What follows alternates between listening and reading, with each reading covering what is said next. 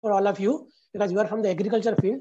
You may not be aware of the financial jargons and financial matter about your personal life. So we will be talking about personal finances, not about the business or agriculture or any other finance, because this is the most important thing, that you should understand your finance first before going in the market or before doing anything. So let us see what is the personal finance. Gloria, please, next slide, please. Okay, today's agenda is personal finance. This is much different from the business or corporate finance. Corporate finance or business finance includes balance sheet, profit and loss account, cash flow, inventory, and lot of other things. And there are people, professional people, managing your business finance. If you are small, there will be accountant. If you have a big company, there will be chartered accountant, there will be chief financial officer. A lot of people will be there for managing your company's finance. But for individual finance or personal finance, you are the only person. You have to take the decision. You may take the help of financial consultant or advisor or you say financial planner, but ultimate decision is yours. What are the things in personal finance? First thing is the saving, deposits, and investment. Another thing is borrowing and loans. Third thing is protection and security. Is you have to take insurance for protecting your life and your assets, and also you have to be aware of frauds or avoid the fraudulent activities. Then last one is transferring of your health to your heirs. There is nomination, will, and estate planning. Another topic, that is tax planning, is also a part of personal finance, but we are not touching on it today. Okay, now we'll go to the next slide. Okay, what is the financial lifespan of an individual? Like we have our teenager state, our youth state, or adult state, and our senior citizen state, or elder stage. So in financial life also, there are these stages involved. So in the first stage, you don't have any financial involvement because you are dependent on the parents and guardians. But after 22, 25 years, you start working, you start earning. So a lot of financial activities are there, like earning, spending, buying, saving, investment, borrowing, future planning, retirement planning, etc. And once you retire after 60 or 65 years, once you are out of the job or you are stopped your business or activity, then you are reaping the benefits, whatever you wealth you have collected. Then you have limited earning because now income sources will come down. You will be spending only on the living and medical expenses, basic needs, and you will consolidate your savings. Wherever they are, you will consolidate it so that they are at one place. So this is the financial lifespan of our life. We have to see that how our financial life goes on from one stage to another. Next slide, ma'am. Now we are talking about saving. Saving is most important for us. I will request Gloria ma'am to explain the topic on savings. Yeah, thank you so much, sir. Sir, can you hear me? Yeah. Can you hear me? Yeah, sure. Yes. So, as we all know this particular word, as we all know this particular thing, we know that whenever we talk about saving, we want to preserve something, we want to keep it something. And when it comes to financial part of us, saving takes place as where I am going to increase my amount, where I am going to get some or the other benefit. So why do we save? We save for getting our things done. But when we talk about financial literacy, when we talk about financial awareness, from your childhood you must have seen that your father or mother must have collected gold coins or collected gold, lot of ornaments, jewelry. What was that? That was nothing but one part of saving, one process of saving. So why do we save? There are three important things. The reason we save for: one is emergencies. It's an accident or illness or any contingencies that we meet. Future needs, when all of you are aspiring to become professionals, all of you will be into some or the other places. So why would you like to save? You would like to take a car, you would like to have a higher education. Every one of you who is into the college has saved the money. The parents have saved the money so that they can educate you in a more better way. So that is also a reason why do we do savings. Large expenses of ours, everybody is going to get married, so all the plans are on that yes, I am going to have this, I'm going to do this. What is that? That is nothing but a saving plan that you're doing. So large expenses like purchasing house, marriages, higher studies, all these things are required in our lives, and for that we should do saving. Initial days, like 10 years, 15 years back, I would say the people were not that much aware. They used to adjust themselves in whatever amount or whatever jobs they were doing. However, if you see the scenario right now, every individual who is 18 years and above is trying at the very young age to start earn and start do his saving, because he wants to have that good lifestyle. So to have a good lifestyle, we need to also understand how am I going to save. So when I'm going to say that I'm saving, I need to understand my expenses, my income, and when I'm minusing my expenses from my income, the remaining portion is my saving. So I need to take it out first. My first objective will be, the moment I'm going to start earning, the moment I'm going to get my amount, I will be ensuring that I am going to take the amount and save it. Mera income aate hi, the moment I get my salary, my first job will be to take out the amount and put it in my bank, put it in my FD, put it in my whatever saving I'm doing. So yes, as we said that we will be saving the amount, how are we going to save it? Budgeting is an important tool for saving, as I already told you, that out of your income and expenses. So how you will come up with your expenses, you need to understand that you will be doing a budgeting. You will, like, all we have a country's budget. In the houses we have all, we all have the budgets. So we are going to segregate it. What are my expenses? My unnecessary expenses, I will take it out. How many things, like going for hoteling, moving out for movies, how frequently I move out, how frequently I spend money on hoteling, I need to check out that. Yes, you should spend money, you are young generation, you should go ahead with that. However, if that amount can be saved for my later on expenses, that is going to help me. Ensure, first you need to segregate all your income and expenses. I already shared with you. Categorize your expenses as least important, important and very important, to prioritize them while settling them through your income, which is limited. That is what, that you have to understand. Paying fees this month is important, or going out for movies 4 times is important. Where should I spend my money more?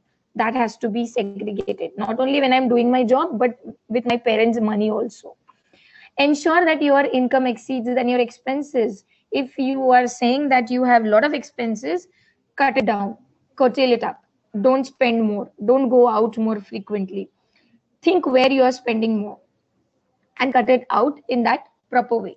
The amount that you are ensuring that you will save, suppose I am earning 10,000 rupees salary, and I'm saying, or 15 or 25,000 rupees salary, and I'm saying that minimum of my 3,000 will be going into saving. That is the assured saving I'm going to do. I'm religiously going to put my money there. Now, how can you do savings? What are the investments that you are going to do? So when you go for investments, there are different types of investments, guys. You can go in and you can generate your returns. So go for such investments which are for a longer period. So investment is buying an asset to generate returns for a longer period. Yes, they are of risk. Like, you must have heard of shares, bonds, properties, mutual funds. They are there. And whenever you are going to purchase that, you need to ensure that you are using it for longer term, not for shorter. So if you're saying that it's for long term, your money will be into it. Your long term dedication will be into it. Your consistency has to be there. So if you start at the early age the investment, you will get greater returns in your later on stages. Example, if you buy gold and keep it for years with an expectation to increase its value, it's an investment. Like, my parents bought gold maybe 20 years back in 4,000, 5,000, 10,000 rupees, and now you see the money of gold, it is raising like anything. It's 4 times higher. If it was 10,000, now it is, in 2020 it is 50,000. So what has increased? It has increased the value. So whatever gold they made that time, it has increased its value. So depending on what kind of investment you do, you can increase the value of the things. You can increase your investment and you can increase the interest rates. That is the benefits that you're going to get in. So whenever we are buying mutual funds, bonds, shares, properties, we need to also focus a little bit on a part that how it is going to rise. आने वाले 2 साल में, in next coming 2 years, whether it is going to increase, whether I will get a good profit, or whether it is the value is going to decrease. I need to think about that also. So I will just see an example of inflation, which we call, because what I bought in 2004 in amount of 10,000 rupees, in 2021 that particular thing I'm getting in 50,000 rupees, the price has increased, it has inflated the market. So when it has inflated the market, how will I understand its value? By ensuring that I am going to purchase it here. So what is inflation? It is the value, the currency value is decreasing. It means that two things which were costing 4 rupees or 1 rupee. For example, I was taking 2 balloons in 1 rupee. Now I am taking 1 balloon. Now in these days, I am taking 1 balloon in 1 rupee. So it has increased, the value has decreased and the product value has increased. The product is in demand. So inflation has raised out. So here is a small example that 1 kg sugar, if it costing 40 rupees, at 5% inflation, after 10 years, it might cost 65 rupees. Thinking about that, I need to take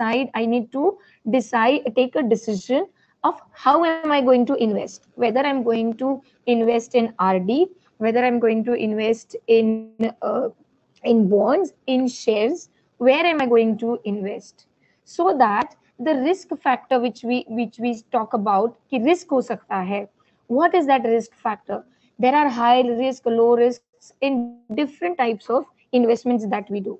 So just continuing with the example, if we do invest these 400, what I'm investing now, we will have only 400 after 10 years. And if we purchase only 6 kg sugar after 10 years. So if we invest these 400 at the rate of 4%, we will have 432 rupees after 10 years, if I'm talking about investing part. And we can purchase 6.6 kg sugar after 10 years. So how am I going to invest? My interest rate, my rate of investing will be increased maybe after 10 years. So I need to understand that the more early I start investing for the longer periods, the fluctuation may happen, however, it will give me profits. So how do we do investments? Investments, we start only after savings. Once we get disciplined in, that yes, I'm saving 2,000 rupees, 3,000 rupees, that time you can say that yes, I am now stable to invest my money, because I have something saved as an amount. So I can do a short-term investment, I can have a long-term investment plan, I can have a medium-term investment plan, depending on how early I am starting.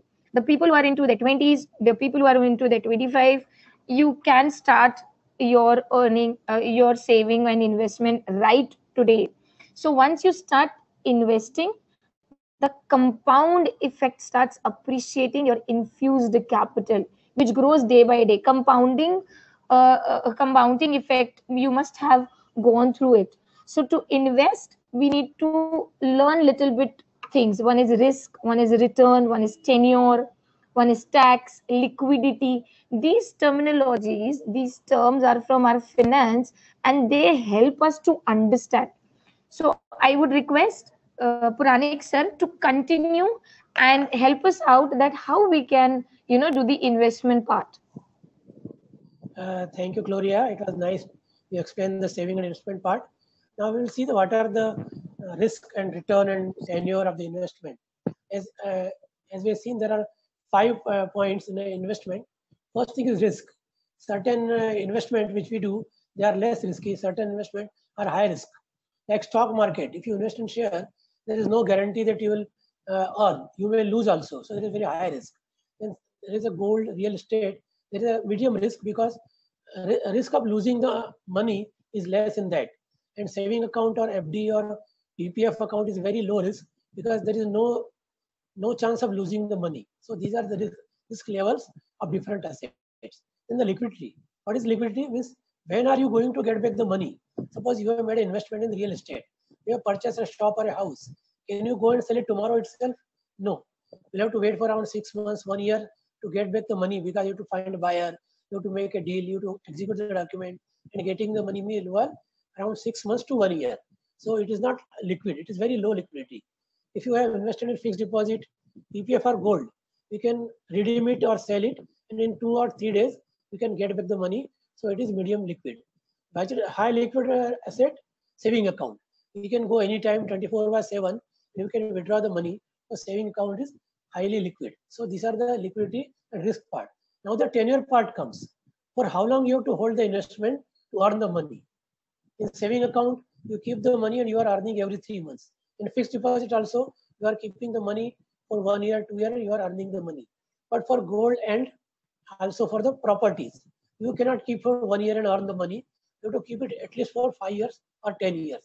So tenure is longer in case of gold as well as in case of real estate.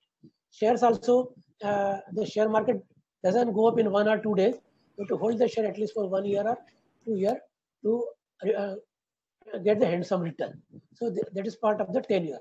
Next one is tax planning, tax effect. What is the tax on your assets?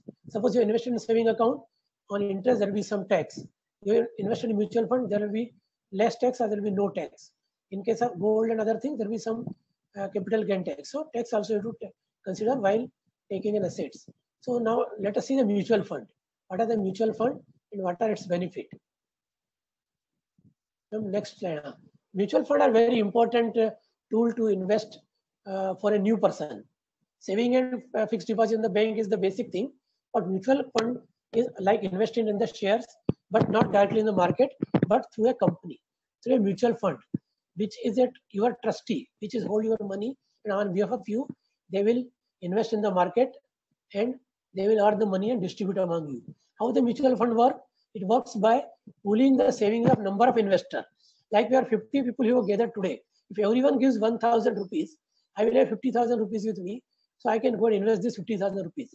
You cannot go and invest 1,000 rupees anywhere. If everyone gives me 10,000 rupees, I will have 5 lakh rupees. So I can go and invest 5 lakh rupees. And that way we can earn more amount, or we can have 50 lakh rupees and earn more. So savings of number of persons or number of investors will pool, and then common financial goal, and then invested by the mutual fund manager. Another important point is that this collected money is invested by the fund manager for different type of securities, not only share, but government securities where the earning is more, or shares also of different kinds. Some share where earning is good, some new companies where earning will not be that much. Like that, it is diversified. And it gives them, another point you have to remember is that it gives the market return. It does not give you assured return. Like in FD, you know that you are going to get 6% or 7%, but in mutual fund, you do not know whether you will get 6%, 8% or 5% or 10%. It depends on the market return. And as long as you invest for long term, the possibility is there, your money will going to increase and it will perform better and you will see the profit. If you do it for a shorter term, only for 3 months or 6 months, I don't think there will be much earning. So you have to do this investment for a longer term. You can see the image shown here, how the mutual fund works. Investor gives the money, they pull their money and give to fund manager. Fund manager invests in the securities which generates the return. This return is passed back to investor. Like this is a circle, how the mutual fund works. Next slide, ma'am.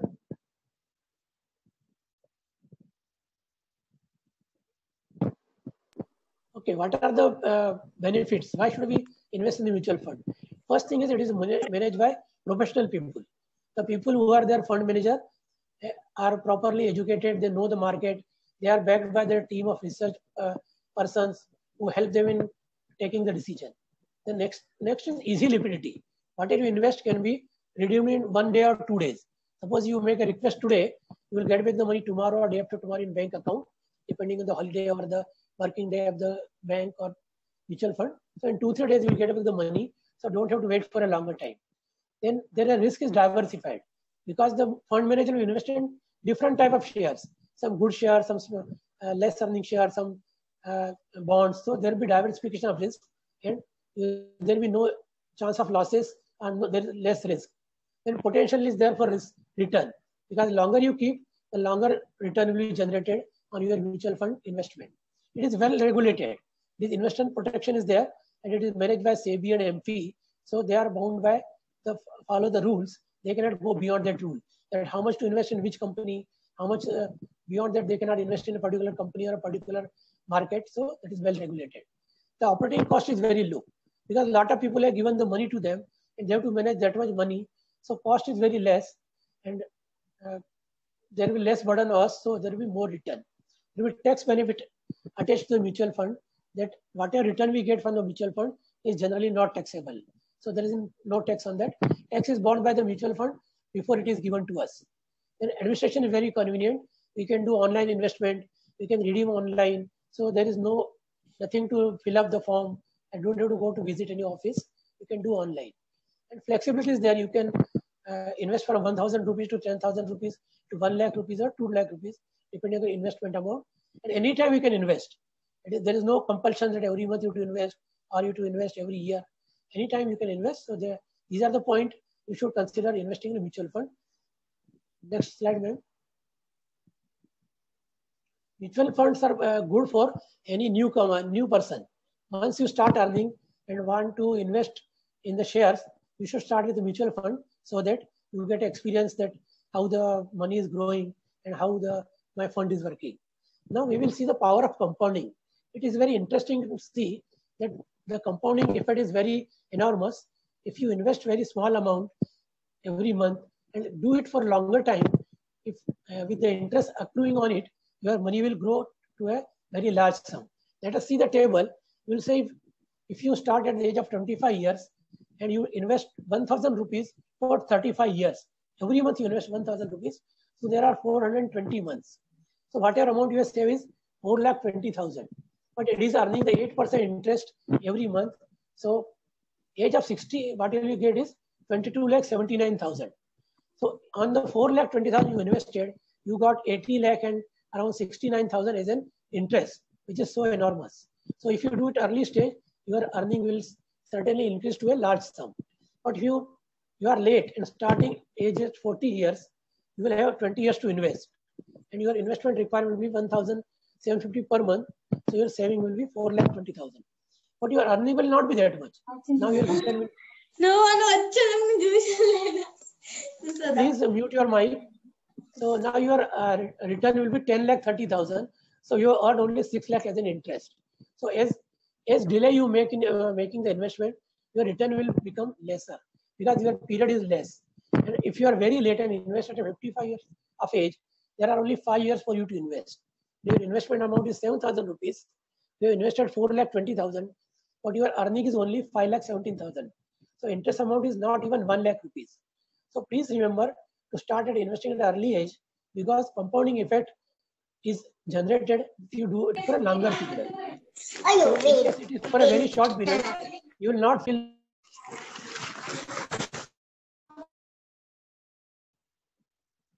Yes. Am I audible? Kindly please mute your mic. Please do not disturb. So you may please continue, sir. Okay. Thank you. Next slide, ma'am.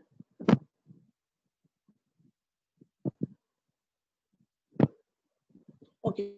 Now we'll see the financial planning.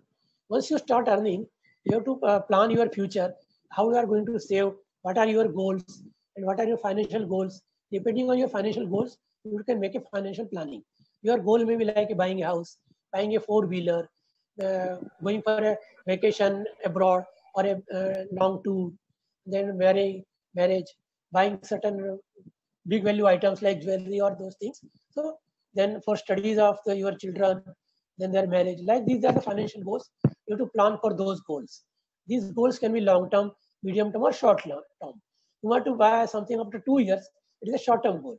You do something in 4 or 5 years is a medium-term goal, medium-term plan or goal. or you do something after 10 years or 15 years. It is long-term planning, long-term goal. So depending on your term of long-term, short-term, or medium-term, you to classify your goal. Then you also have to clarify whether you want income or a capital growth. If your salary is sufficient for your day-to-day expenses and your day-to-day life, then you can go for capital growth. But you need extra income. Suppose your salary is not sufficient to cover your expenses, then you want an income, extra income. So then you go for such assets that are generating income. Then you should understand your risk appetite. You are youth people, you are young people, you may have more risk appetite. We people who are young, older and senior citizen, we not have that much risk appetite. We cannot take a risk of losing the money, but you may take a risk of losing the money. So depending on risk appetite, you can invest in risky assets or different type of assets. Then you to diversify assets in different type of things like shares, investment, bonds, then real estate property, jewelry, mutual funds, fixed deposits, PPF. These are things you can diversify. Don't invest everything in one particular asset. Means you say that don't put all your eggs in one basket. Then once you start investing, you should evaluate your results. You should work out a balance sheet. How much you have earned, how much you have invested, what are your return, and monitor it every 3 months so that you can know whether you are doing profit or not, you are earning something or not. But try not to churn your investment too much. Don't change the investment from one place to other because it will require a lot of expenses and there will be your return will go down. Then depending on the change in the situation, you have to revise your goal. Like right now you are single. If you get married, then you have to, both people either working or both, one of you may be working, so your goal may change. Once you have children, then you have to change your goal. Right now your parent may be staying with you.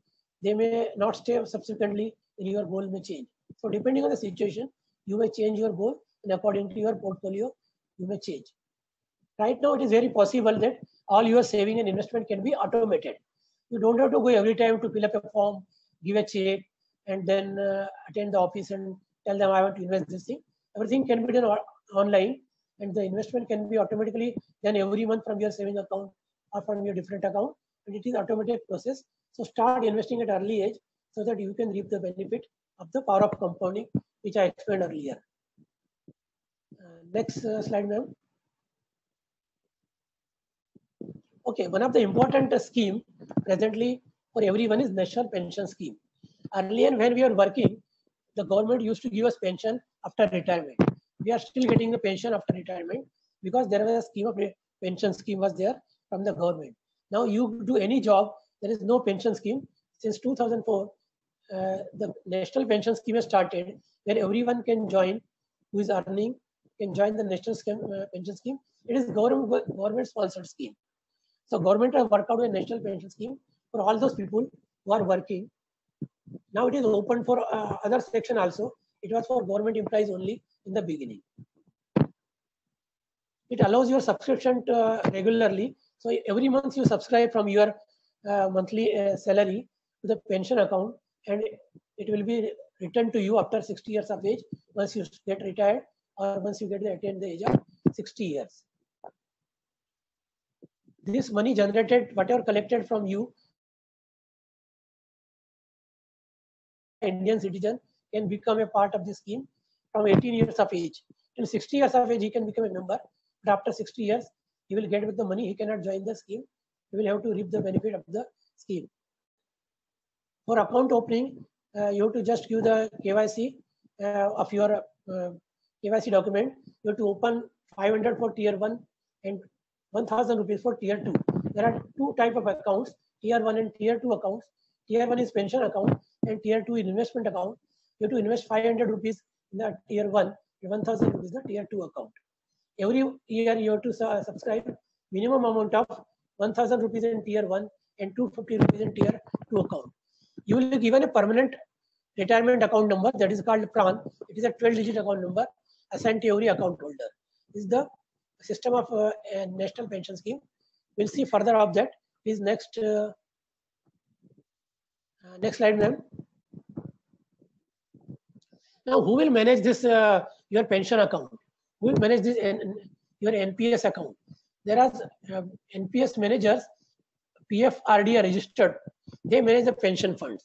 Like in mutual fund also, there are mutual fund managers. Here the pension fund managers are there who are PFRDA registered. So they are well knowledgeable, well qualified.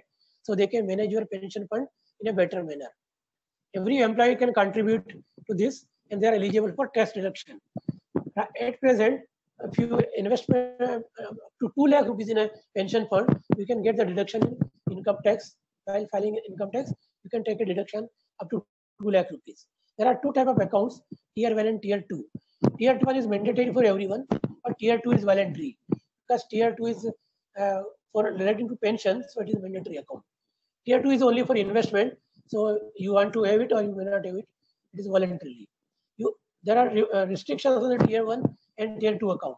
You cannot withdraw money from the tier 1 account till your retirement, but from tier 2 account you can withdraw in between also, because if you want to use the money. Even after a retirement also, there is restriction on tier 1 account withdrawal. Tier 2 account you can withdraw depending on the requirement. The tier 1 fund are invested in annuity funds, from where you can get the regular return or regular pension from your amount you have deposited in the pension account. So you get the regular income after you retire. So this is the best scheme for everybody to join, so that you can get a regular income after you retire from your job or from your business or anything which you are doing. Next slide, ma'am.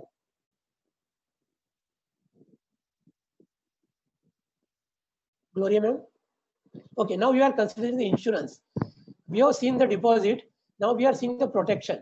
You need a protection because you are an earning member of the family. If anything happens to you, family will be in a difficulty. So you should have a protection for your life, for your assets also.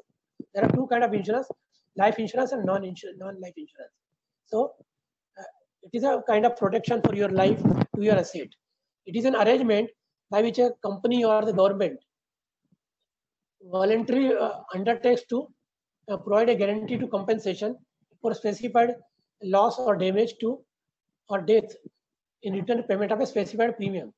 Here what premium we are paying is a cost for taking the benefit. The premium will never come back to you. It is a cost you are paying to buying this service or buying the insurance facility. So as I told earlier, there are two types of insurances: life insurance and non-life. In case of life insurance, there are three kinds of life insurance. One is pure term plan, where you just pay the premium, forget, and if anything happens to you during the life during the period, your family will get with the amount of insurance. You will not get any money if you live throughout the period, throughout the insurance period. So there are two types. One is term insurance, where the term may be from 15 years, 20 years, 25 years. So it will, the insurance policy expires after 25 years. In case of whole life insurance, the premium is slightly higher, but it gives you insurance cover till your life. So this is better option to take a whole life insurance, because anytime you die, your family is going to get with the money. Then there are certain term plans with investment. So in addition to premium that collect from you, they collect additional money which is invested in various assets, and they are given back to you as a return. Like endowment insurance plans, unit link insurance plans, and money back insurance plans, where you get some money back after 5 years, 10 years, 15 years. So that is whatever you invested is given back to you as a benefit. Third one is another type of life insurance, where it is credit link insurance cover. Suppose you take a housing loan, and housing loan is say of 20 lakh rupees. And suppose after 2 years or 3 years, the person who has taken the housing loan dies. Then his family has a liability of repaying the money of housing loan, say 18 lakh or 15 lakh rupees outstanding. His family has a burden of repaying that amount. But if you have credit link insurance cover, means your loan amount is covered by the insurance cover. So suppose you die, then the insurance company will pay back the housing loan amount. So that is available with the bank loans, car loan, housing loan, and education loan. This type of credit link cover is available that covers your outstanding of loan amount. Obviously, it is against a premium. You have to pay the premium which is collected at front. When you take a loan, there will be a premium amount which is also given to you as a loan. You don't have to pay this amount extra. It is also given to you as a loan, and you are covered against the loss of your loan amount. Then some of the other insurance policies are non-life insurance, which covers your auto, like car and bike. Then health insurance means medical insurance. If you fall ill, a medical policy you can take. Then fire and burglary insurance and theft insurance for shops and offices. If there is a fire or there is burglary, the office or shop assets are covered by this. And liability insurance, it is very common in USA where anybody can sue anyone for any liability. Suppose somebody hits you or somebody falls on your floor or your office, he can sue you for a liability. So that is called a liability insurance. Then shop insurance, if you can take for assets in your shop, and crop insurance for agriculture, the crops also is available. These are all non-life insurance. So next screen. Now, what are the benefits of insurance? Why do we take insurance? What is the financial protection in that? It is the protect the income of your family after your life. You are died, then your same standard of life, your family can live. So that is the insurance cover. It protects family against your liabilities also. If you have taken a loan and it is not repaid by the time, then that is covered by the insurance. If you take a term plan as soon as possible in your life, as early as you take, your premium amount will be low, because after some time the premium or monthly charges will go up. So if you take a insurance in a young age, the premium will be very low. You can also buy unit-linked insurance plans as a retirement plan. So you will be accumulating certain units which you can sell after retirement and generate a lot of income from that. Next slide, man.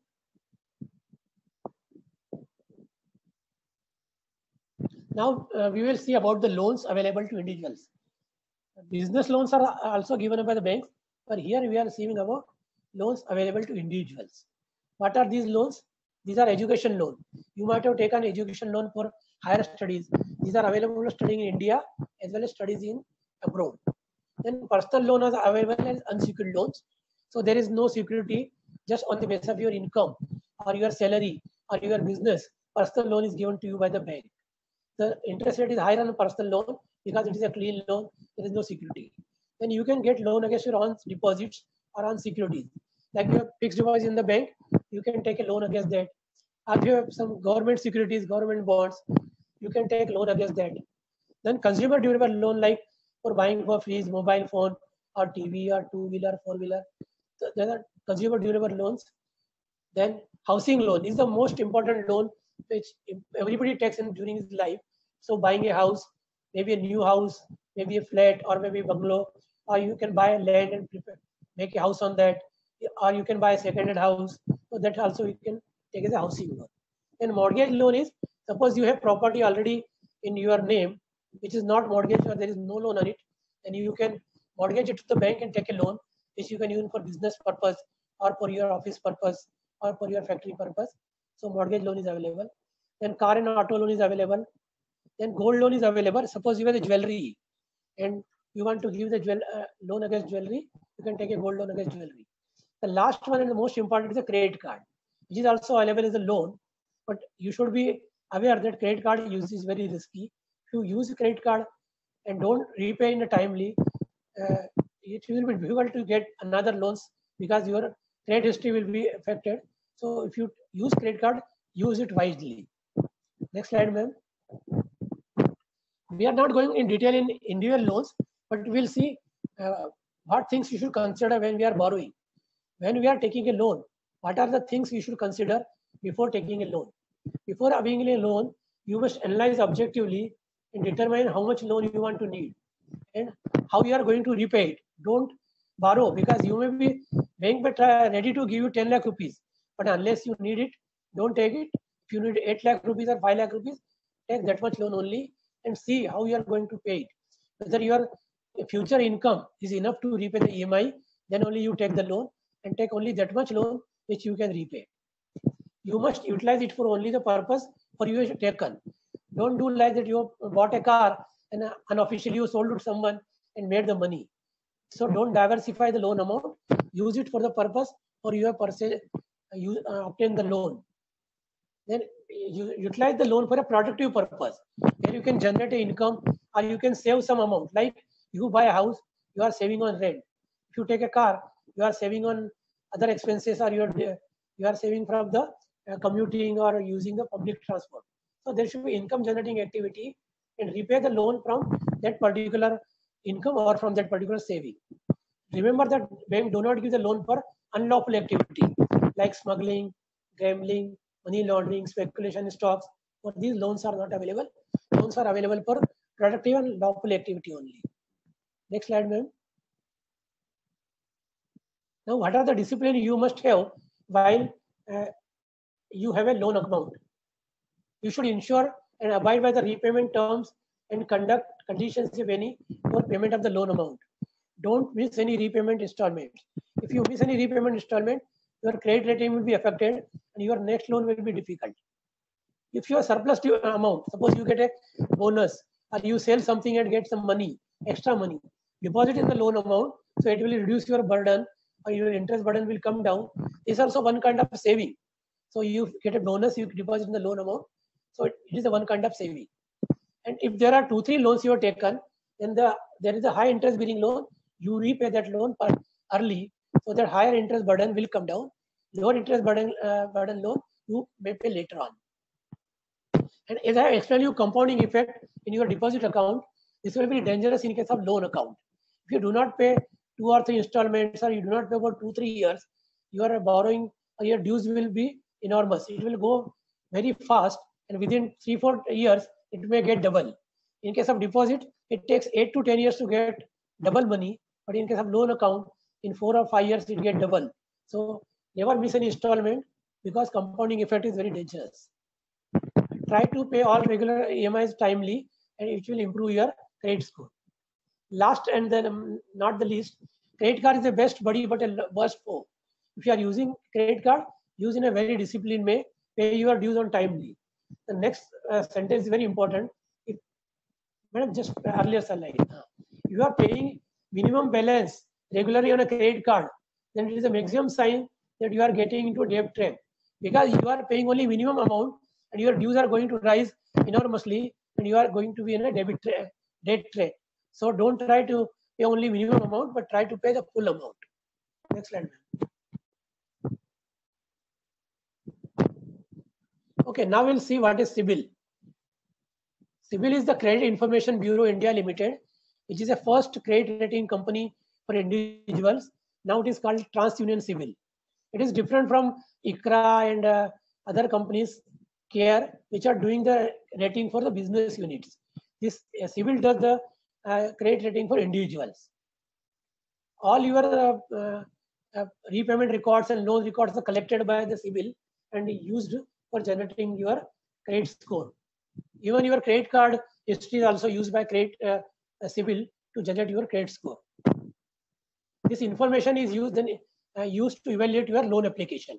Suppose you have taken 2-3 loans, and after when you go for 4th loan, the bank or financial institution will approach CIBIL and try to find out your CIBIL score. So if your CIBIL score is good, they are going to give you a loan. If CIBIL score is not good, you may have difficulty in getting the loan.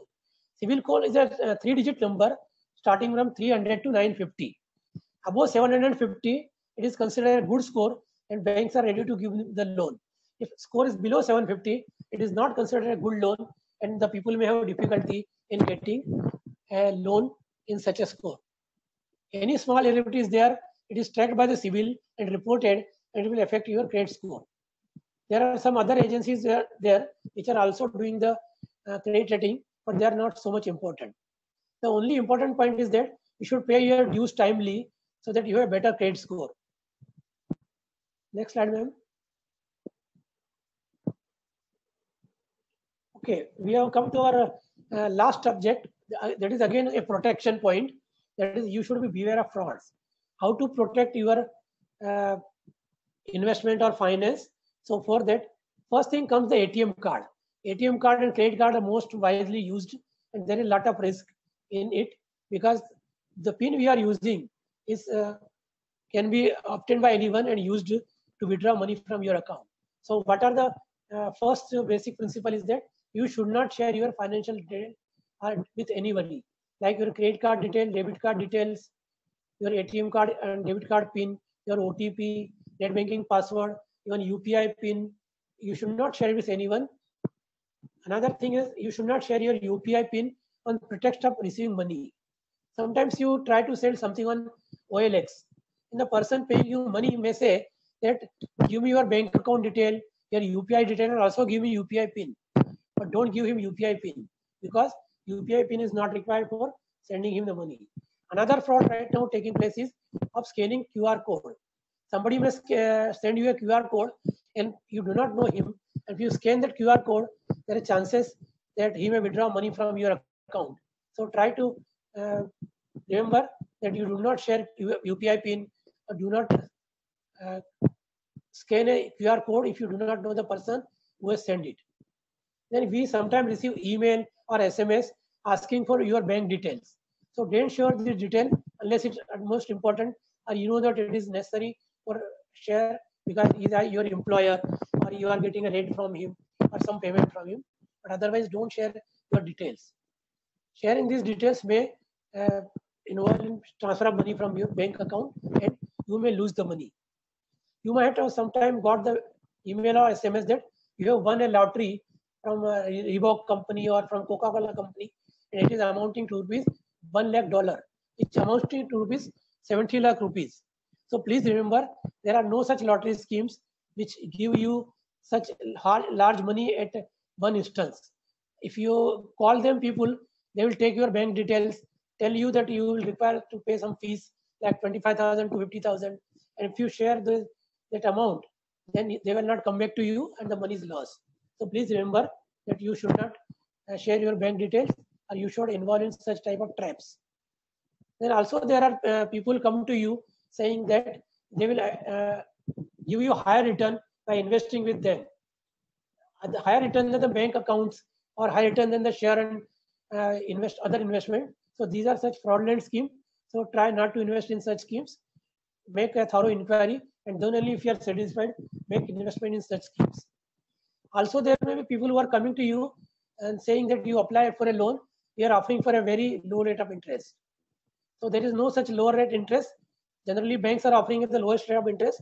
Nobody can offer lower than that. So they're also trying to defraud you. They may collect the processing fee. They may collect your data and then vanish. They may collect your Aadhaar card detail. They may collect your bank account detail and use it to get certain benefit and your account, you may get defrauded. Next slide, ma'am. Now I'll tell you about one example of fraud, how the fraud can happen by swapping of a SIM or by duplicate SIM. You might have heard that a SIM is to be swapped. You also might in your lifetime swapped your SIM at least once. When you have migrated from 2G to 3G or 3G to 4G, you have got a new SIM. You went to the your mobile company's office and they gave you a new SIM. The SIM was inserted in your device, and then you have to press 1 so that new SIM get activated. So that is called SIM swap.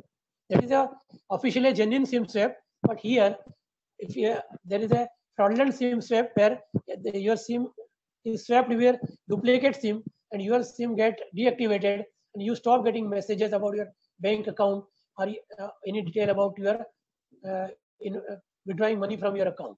So how it works? Hacker access your name and date of birth from Facebook. They get some detail from Facebook, some detail from some other places, some detail from Truecaller, and then or from your Aadhaar card or some place where they get the detail. With these details, he goes to the income tax site and updates them, and then from there he gets the duplicate PIN and mobile number, or he can get a duplicate Aadhaar card, or he can get a duplicate PAN number. Like that, he can get something in your name duplicate. He can get a duplicate SIM card also. On this PAN number, if he get a duplicate PAN made, he can go to the mobile company and get a lodge a complaint and then get a duplicate SIM from the mobile company. Then he switches that SIM with your SIM. So your SIM will get deactivated and his SIM will started working. And from net banking access, he will generate the duplicate password because he has got the mobile SIM with him. So he is going to get the OTP on his SIM. So he can regenerate the net banking password and from that account, he can withdraw the money. So these are type of things which are happening in market. So you should be aware that never share your details with anyone unless you know him, and never get lured by such fraudulent people. So please be protected and save your money. Next slide, ma'am. Any question or anything feedback you can have? Before that, we have last slide about nomination and will. A will is not a death warrant. It is our financial biography. Make a will so that our dear ones are also enjoy our financial and social wealth. Earlier, what used to happen that people had bank account, but they did not have system of nomination. So once they die, their son or their daughter may fight with each other, and bank was not able to give to whom the money is to be given. And so much money is lying with the bank, which remains unclaimed. So now, with benefit of a nomination, everybody should nominate in their account so that in case of death, all your investment can be given back to your nominee. You have to make investment in all type of investments, like in bank accounts, FDs, your bonds, your mutual funds, your demat account. Everywhere you have to make the nomination so that after your death, your nominees or your heirs will not have difficulty in getting the money. Make it a thoughtful exercise. You should think whom you want to nominate. Like suppose you are a single, you are not married, so you will nominate your mother or father to receive the money. Once you get married, generally you nominate your wife to receive the money. But if you have kids, then you nominate your kid to receive the money. After you become old and become a grandfather, then you may nominate your grandchildren as a nominee to receive the money. So like that, every time the situation changes and you may change your nomination. You can also nominate 1 or 2 or 3 persons so that money gets divided into those 2-3 persons in the ratio you have mentioned while nominating. Also, you can prepare a will so that all your investment are passed on to the heir properly. Make a soft copy and keep a hard copy file, all these investment, and organize them name-wise. So please remember to make a nomination and also have a proper will for all your assets. Any queries and feedback we can take now for another 10 to 15 minutes? Yes. So students, if you have got any questions, you may please directly ask sir, and he will answer it. Question which I had received from the students. Yes. This is regarding mutual funds. Why are mutual funds considered to be risky compared to other sort of investments that are made?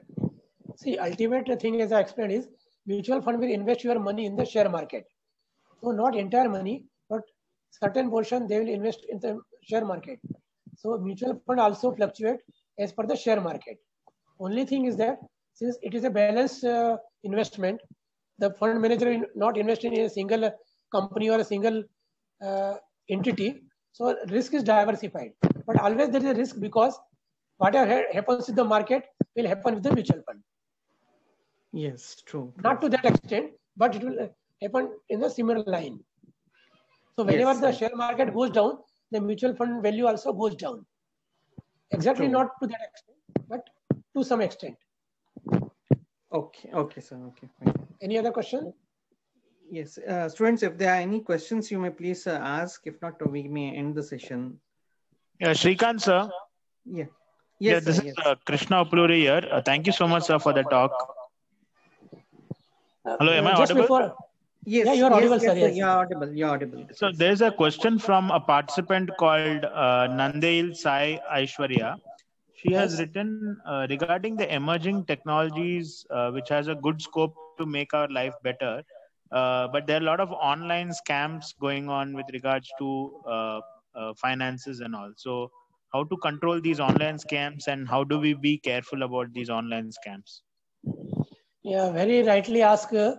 Nowadays, we are making all the payments digitally.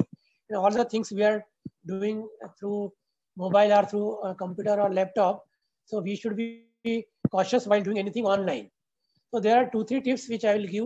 Many of you may be aware, but again, for the sake of repetition, I will advise you. One thing is that if you are accessing any site on internet, please try to see that it begins with HTTPS. The S means the secured site. If S is not there, then the site is not secured, and whatever data you are going to give on the site may get shared with other people, and you may lose something. So try to use a site with HTTPS. Another precaution you have to take is that suppose you receive a message and the SMS is there and you get a link in that for making the payment or tracking your order or doing something, please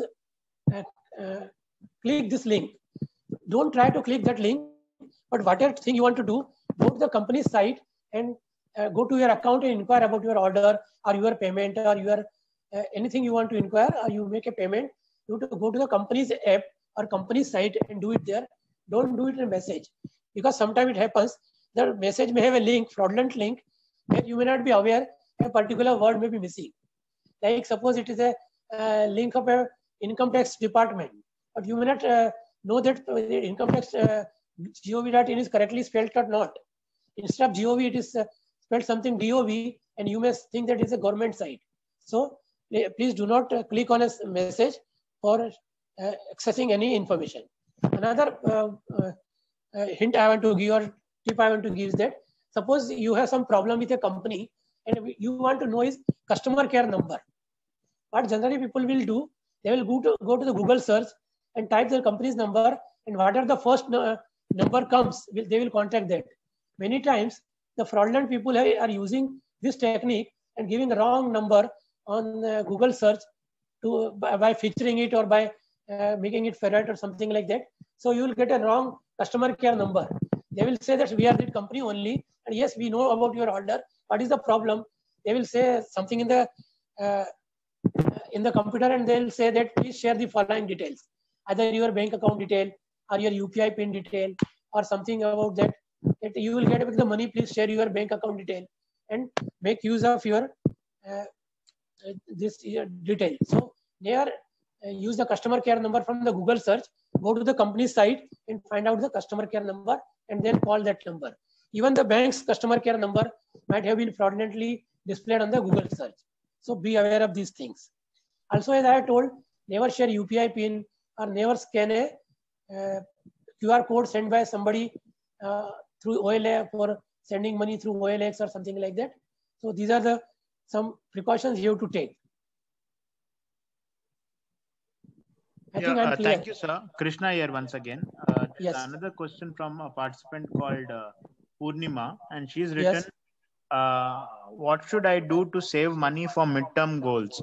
But in addition to that, I would like to ask, so if you could provide us like 3 steps, how do we save money for short-term goals, for midterm goals, and for future goals? Future goals you have already mentioned about pension, but for like to multiply money immediately and for a midterm goal, how do we save money? Yeah, very, very nice question. I'll explain you step by step. See, once you start earning, the first thing you do is you deposit in the saving account. That is the beginning of your saving. This is a short-term saving. You can withdraw anytime. Interest amount is less. Now you have accumulated certain saving. So out of that saving, you go to the fixed deposit, which is again less risky. The return is less, but your amount you can get anytime. It is less, very liquid. So after fixed deposit, you have invested something. Then you go for the mutual fund. Again, that is not that much risky. So you can go for mutual fund. Then you buy some gold. Then you go and buy the property. Like that, you go step by step. And this way, your savings can be done.